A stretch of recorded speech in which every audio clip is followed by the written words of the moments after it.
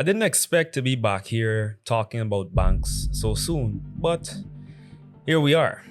Many Citizens Bank Guyana customers have been the victim of fraud, as reported in October 2023.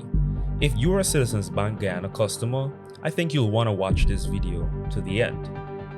I'm the Unspecialist.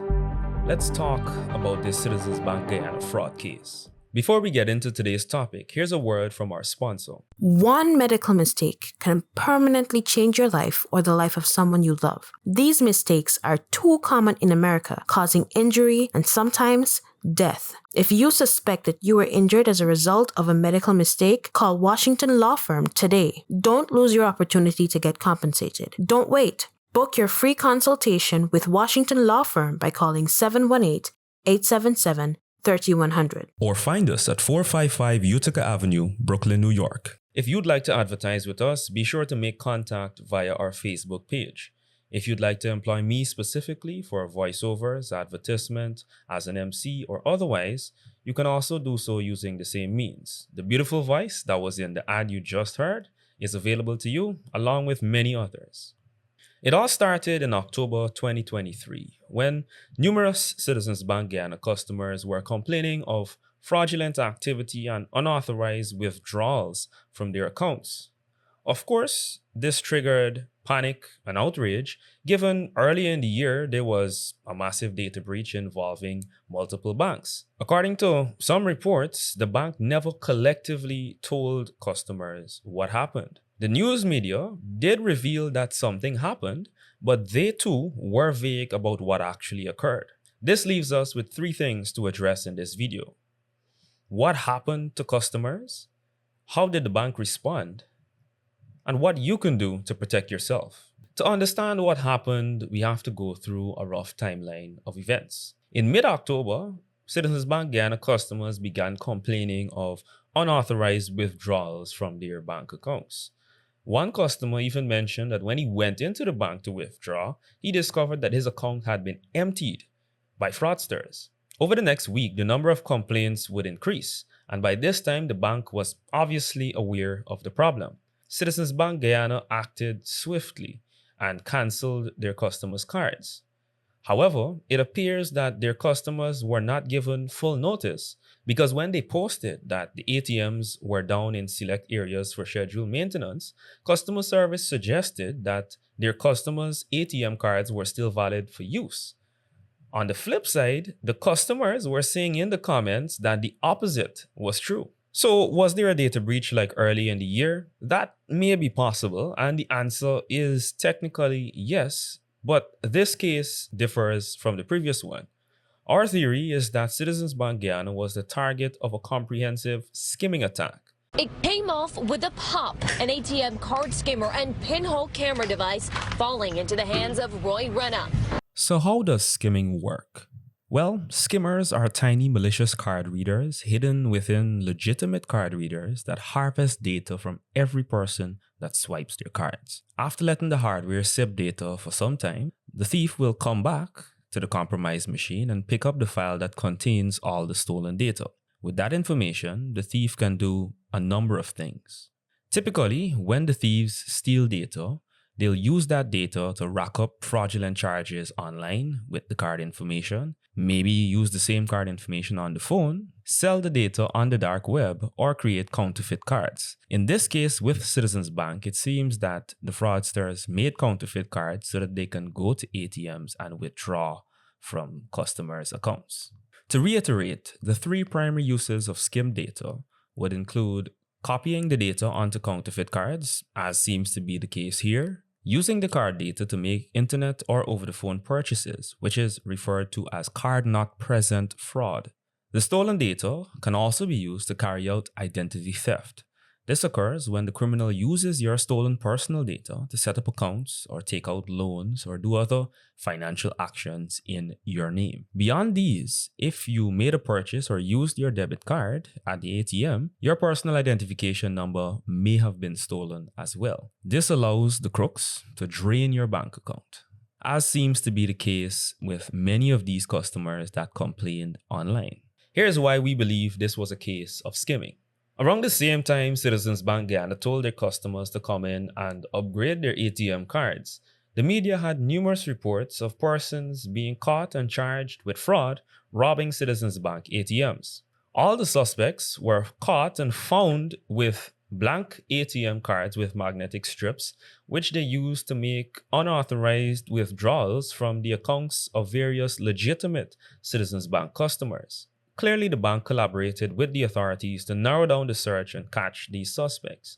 However, given the nature of the crime, the tech, and skills involved, most likely these suspects were merely pawns of some mastermind behind the scenes. Following the details of the story will help us make sense of what happened.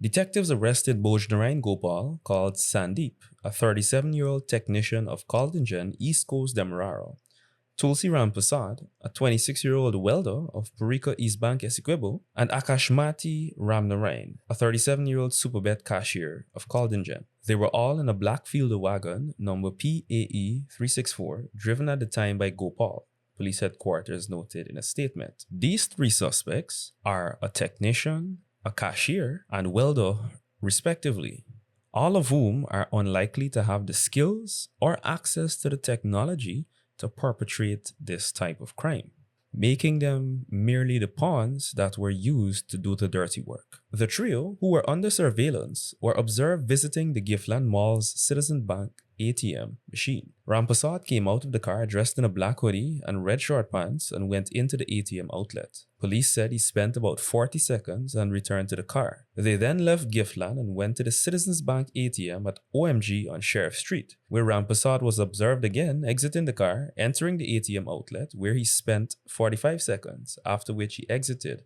and re-entered the car. At this point, detectives intercepted the car and carried out a search, during which 4 cards were found: 1 Bank of America Visa debit card, 1 New York State Medicaid recipient card, and 2 blank cards. In this case, the specific details about the card are not very important. As you can see, all 4 are cards with magnetic strips, which were clearly programmed with the data of customers that had been previously stolen. That data and the stolen pins allowed these fraudsters to go to the ATMs and withdraw the monies. It appears that they targeted different ATMs to avoid detection, but as you can see, they were caught regardless. There are several issues with the way the bank responded to this situation. First, it is clear that the bank didn't initially notify their customers that their cards had been cancelled, which obviously affected many transactions. In their defense, they probably didn't have all the information and certainly didn't want to cause panic. However, the lack of information and transparency had the exact same effect. Here we are 2 months later, and customers still haven't gotten clean info about exactly what happened to them. Again, a lack of clear information and an ongoing investigation are reasonable excuses. But have we ever seen a bank be transparent about what exactly happened in these incidents? In my opinion, this should have been used as an opportunity to educate customers about fraud and how to protect themselves. Which brings me to how you, the customer, can protect yourself from incidents like these. Your first line of defense is understanding how to spot a card skimmer, as they often look like regular card readers. If the card reader looks radically different than the others in the same location, for example, a reader that is much bigger at one ATM as compared to the rest, that may be cause to investigate further. If you're able to wiggle the reader, it feels like you can easily rip it out or even break it with a hard tug. It may have a skimmer attached. Aside from ATMs and gas pumps, these skimming devices pop up at ticket kiosks, parking meters, and other spots where you can swipe a credit or debit card. In fact, a retail or restaurant employee equipped with a handheld skimmer can also steal your card information when your card is out of sight. Banks typically respond to these threats by upgrading their services or facilities, as happened in this case. Many banks today offer chip cards, which offer another layer of security. However, they also aren't perfect, especially if you have to do transactions where you use the magnetic stripe instead of the chip. The chip is not necessarily used for every transaction, and the vulnerable magnetic stripe is often used as a fallback. Due to the rise of these chip-equipped cards, the thieves have also devised new methods and caught up, using devices called shimmers to swipe your debit and credit card information. A shimmer is a small, thin chip that's tucked inside the slot of a card reader, which is in contrast to a skimmer, which is often fitted over the card reader, making it much easier to see and detect. Just like the skimmer, the shimmer records the card data, and that is then used to produce a magnetic strip card, which can be used for all the different fraudulent purposes listed earlier in the video. Because skimming is another form of data theft, for more information, you can go check out our first 2 videos on bank fraud and how to protect yourself from data theft. The links will be in the description or comments below for your convenience. Do you think that the banks should be more transparent and inform their customers better about situations like these? Were you a victim of this fraud? Or were you a victim of bank fraud in the past? Are you satisfied with your bank's customer service? Be sure to leave your comments and recommendations below. If you know of any major or important incidents, feel free to drop a comment or let us know privately. Be sure to like this video and share with someone who you believe needs to know this information. Bank fraud, data security, and obviously protecting your identity are extremely important, especially in this time. As always, thanks for your support and thanks for watching.